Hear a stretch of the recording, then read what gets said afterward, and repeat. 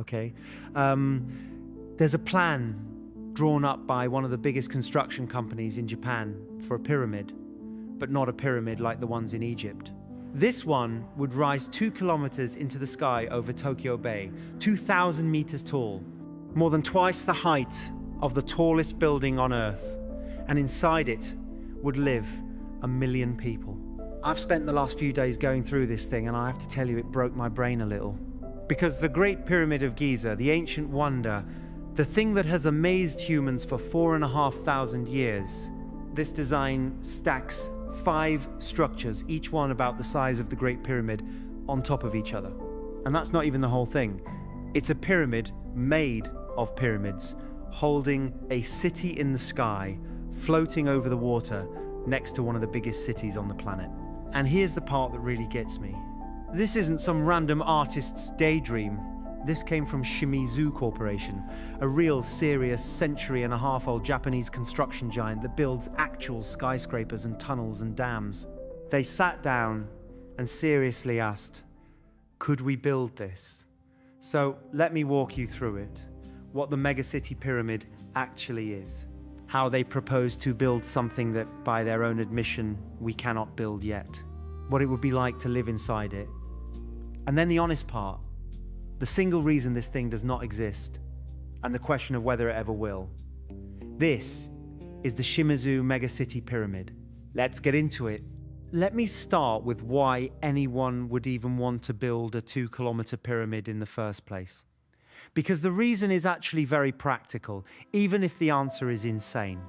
Japan has a land problem. It's a country of crowded cities squeezed onto a relatively small amount of usable flat land, with mountains taking up much of the interior and the sea on every side. Tokyo is one of the most densely packed urban areas on the planet. When you can't spread out, you have 2 choices. You go up or you go onto the water. This design does both at once. It goes up 2 kilometers and it sits on Tokyo Bay. The whole point is to house a huge number of people, 1 million of them, in a tiny footprint by stacking an entire city vertically into the sky. So that's the why. Now the how, and this is where it gets genuinely wild. If you tried to build a solid pyramid 2 kilometers tall, like the Egyptians built theirs, out of stone, it would be utterly impossible. The weight would be unthinkable. The base would have to be miles wide. The ground under Tokyo Bay would never support it. A solid pyramid at this scale collapses under its own weight before you get anywhere near the top. So the Shimizu design throws out the idea of a solid pyramid completely. Instead, it's an open frame. A skeleton, think of it less like a pyramid and more like a giant 3-dimensional lattice. An open framework of struts, like an incredibly complex jungle gym the size of a mountain. Most of the pyramid is empty air. The structure is just the frame, and the buildings, the homes and offices hang inside that frame like pods clipped into a scaffold. The frame itself is built from a network of trusses, and inside the hollow tubes that make up that frame, there are supposed to be transport systems. Imagine the struts of the pyramid being big enough that pods travel through them, carrying people up, down, and across the structure. So the skeleton isn't just holding the city up, it's also the road network, the elevators, the train lines, all in one. You move through the bones of the building to get around the city. The whole thing would stand on a set of huge foundation piers in the bay, and the design has it built in sections, with smaller pyramid units assembled and then connected together, 5 big layers stacked up, each layer roughly the scale of the Great Pyramid of Giza. You build the frame first, the skeleton, and then you fill it in over time with the pods, the buildings, the green spaces, the city, and it's designed to be its own little world. Solar power on the surfaces, wind, ways to handle its own water and its own environment. A self-contained vertical city for 1 million people hanging in a frame 2 kilometers over the bay. It is, I have to say, one of the most beautiful and audacious things humans have ever drawn. So what would it be like to actually live in it? Let me paint that picture. You'd live in a pod, a building, suspended somewhere inside this colossal open frame. Look out one window and you might see the open sky, the curve of the bay, ships far below. Look another way and you'd see the lattice of the structure stretching away from you, or the pods, or the neighborhoods, all hanging in the same giant skeleton. To visit a friend across the pyramid, you wouldn't go down to a street because there is no street. You travel through the frame itself, through the struts, up and across, like moving through the branches of an enormous steel tree. Sunlight would pour through the open structure because remember, most of the pyramid is empty space, so it's not a dark sealed box, it's an airy frame full of light and wind. You'd have parks and green spaces built into the levels, and the whole time you'd be living a kilometer or more up in the air, over the water, inside a single building that holds as many people as a major city. It sounds extraordinary. And now, the honest part. Because this is the most important thing I can tell you about the Mega-City Pyramid. It cannot be built. Not it's expensive. Not it's hard. It literally cannot be built with the materials we have today. And Shimizu themselves are completely open about this. Here's the problem. A frame this big, this tall, holding this much weight, made out of steel, would collapse. Steel is too heavy. To build a 2-kilometer open lattice out of conventional steel, the steel needed to hold up all that steel becomes impossible. The structure can't carry its own weight. It's the same trap as the solid stone pyramid, just in a different form. The material defeats you.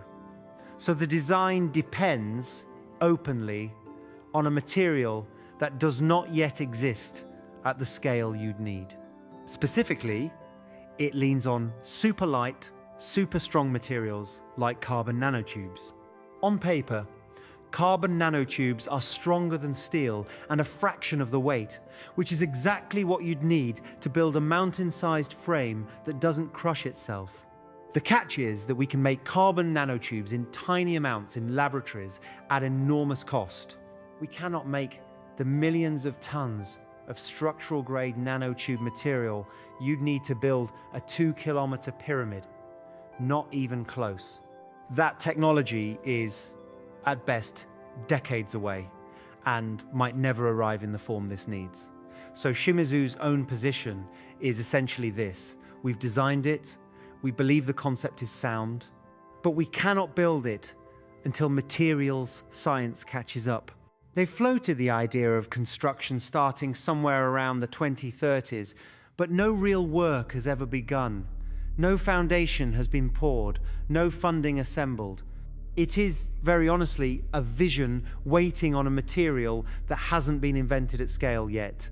And then there are all the other problems stacked on top of that one. The cost would be astronomical, far beyond any single building ever attempted. It would sit in Tokyo Bay, in one of the most earthquake-prone regions on the entire planet. So the structure would have to survive massive earthquakes and the typhoons that hit Japan, while being the tallest thing humans have ever built by more than double. And then the human questions nobody can answer because it's never been done. What is it actually like to live your whole life suspended inside a frame, a kilometer in the air, never really touching the ground? We genuinely don't know. And I want to put this in context because the Mega-City Pyramid is not a one-off. It comes from a company and a tradition of dreaming this big, and that's part of what makes it credible, even when it's impossible. This same Japanese construction giant has floated other end-of-the-century concepts that sound just as wild. They've sketched a plan for a self-sustaining underwater city, a giant sphere that descends in a spiral toward the deep ocean floor. They've even put out a concept to ring the moon with solar panels and beam the energy back to Earth. These are a serious construction company's official daydreams, their way of asking, out loud, what could we build if the materials caught up? The pyramid is the most famous of them, but it sits inside a whole tradition of Japanese engineers staring at a crowded country and a crowded future and drawing their way out of it straight up into the sky. And they're not alone in this specific dream. The idea of a single building that holds an entire city even has a name. Architects call it an arcology, a word blending architecture and ecology, coined by a visionary architect last century who actually started building experimental versions of it in the Arizona desert. Decades before that, one of the most famous architects in history proposed a single tower, a mile high, holding tens of thousands of people at a time when nothing remotely close was buildable. And more recently, another major architecture firm proposed a tower for Tokyo, nicknamed the Sky Mile Tower, designed to rise about a mile into the air as part of a floating district in the bay, housing tens of thousands of people. So the Mega-City Pyramid isn't a lone fantasy. It's one entry in a long human argument about whether we should stop spreading our cities sideways and start stacking them into the sky. Let me also be fair about why Japan specifically keeps drawing these things, because it's not vanity. I mentioned the land problem, but the numbers really drive it home. The Greater Tokyo area is home to tens of millions of people, making it one of the largest urban concentrations that has ever existed on Earth, all packed onto a limited strip of flat, buildable land, hemmed in by mountains and sea, sitting on top of one of the most seismically active places on the planet. When you live with that kind of pressure, the idea of housing 1 million people in a single vertical structure on the water stops sounding like science fiction and starts sounding like someone genuinely trying to solve the puzzle they've been handed. The pyramid is extreme, yes, but the problem that produced it is completely real. And that earthquake issue deserves a second, because it's not a small footnote. Japan is hit by major earthquakes and by typhoons, and any structure there has to be engineered to survive both. Now imagine that structure is the tallest thing humans have ever built, by more than double standing on piers in a bay. The forces a 2-kilometer frame would have to absorb in a serious earthquake are almost hard to comprehend. The design leans on the open lattice, partly for exactly this reason. An open frame can flex and let forces pass through it in a way a solid mass cannot. And the lightness of the imagined nanotube material would help too. But until you can actually build it and test it against a real quake, it remains a calculation on paper. A beautiful, terrifying calculation. So let me be as clear as I can. There is no Mega-City Pyramid being built. There is no start date that means anything. This is a concept. A serious, brilliant, openly honest concept from a real company that is explicitly waiting on technology that doesn't exist. If you see a video presenting this as something Japan is constructing, that's just not true. And I think it matters that we're honest about that, because the gap between the gorgeous render and the empty bay is the whole story. But here's why I still think it's worth knowing about, and why I don't think it's a waste to dream about it. The Mega-City Pyramid is what I'd call an honest impossibility. Shimizu didn't pretend it was ready. They drew the future and then pointed at exactly what we'd need to invent to get there. And that's actually how a lot of real progress starts. Someone designs the thing that's just out of reach, names the missing piece, and then, sometimes decades later, the missing piece arrives. The early rocket scientists designed trips to the moon long before we had the engines to get there. The design came first. The dream defined the target, and then the technology slowly grew up to meet it. Maybe carbon nanotubes never get there, and the pyramid stays a beautiful drawing forever. That's genuinely possible. But maybe 80 or 100 years from now, materials science quietly crosses the line it needs to cross, and someone pulls this old design out of a drawer and says, "We can build it now." And a pyramid taller than any mountain of human making rises over Tokyo Bay, holding a city in the sky. So here's where I land. Is Japan building a 2-kilometer pyramid for 1 million people? No. Can it be built today? No. By the designer's own honest admission. Is it physically impossible forever? Nobody actually knows. And that's the thing about these end-of-the-century dreams. They're not lies. They're targets, drawn by people brave enough to design a future they couldn't yet reach, and honest enough to tell you what's missing. There's a thought I can't shake about this project, and it's about that material, the carbon nanotube problem. Because the thing standing between us and a city in the sky isn't really steel or money or even earthquakes. It's a substance, a specific kind of matter we can make a thread of in a lab, but can't yet make a mountain out of.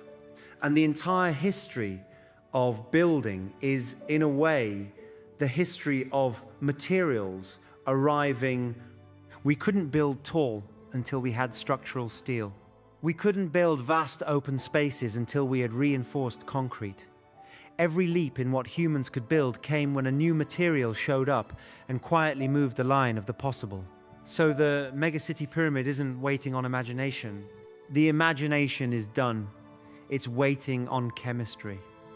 On the day, if it ever comes, that we learn to make super strong, super light material by the ton instead of by the gram. And when you frame it that way, it stops being a fantasy and becomes something more like a standing order placed with the future. Build this when the material is ready, and maybe it never is. That's the honest possibility I keep landing on. Maybe carbon nanotubes at the scale and price you'd need turn out to be one of those things that's always 20 years away. Maybe the pyramid stays in the drawer forever, a gorgeous monument to a future that didn't arrive. There's no shame in that. Plenty of the boldest designs humans ever drew were never built, and they still pushed everyone who saw them to think bigger. But maybe, just maybe, somewhere out toward the end of this century or the next, the material shows up. And someone, standing in a crowded Japan looking for room to breathe, remembers there was a plan, drawn long ago, for a city in the sky. And they dust it off. That's the strange power of an honest impossibility. It doesn't expire. It just waits. So that's the Shimizu Mega-City Pyramid. 5 great pyramids stacked into the sky, 1 million people in a frame of struts and pods, 2 kilometers over Tokyo Bay, waiting on a material we haven't learned to make. The most beautiful building that doesn't exist. And let me leave you with one more image, the one that stuck with me since I started looking into this. Picture being a child who grows up inside it. You'd never know a normal street. Your whole world would be this vast, glittering frame in the sky, light pouring through it at every angle, the bay shining a kilometer below, ships like tiny toys, weather happening beneath your feet, clouds sometimes drifting through the lower levels of your own city. To go see a friend, you'd ride through the bones of the building, up and sideways through the great steel branches. You'd look out and see not buildings across a street, but other homes hanging in the same enormous web of struts, lit up like lanterns in a cathedral the size of a mountain. Sunset wouldn't be something at the end of the road. It would be all around you, the whole sky, every evening. We have genuinely no idea what that does to a person growing up in the air like that, because no human being ever has. It might be wonderful. It might be deeply strange. It would, without question, be a completely new way of being human. And that, more than the height or the engineering, is the part that gives me chills, not the building. The lives that would happen inside it. I really want to hear what you think on this one. Is a project like this a waste of time, dreaming about something we can't build? Or is this exactly how the future gets designed on paper decades before it's possible? Tell me in the comments, and I'll see you in the next one.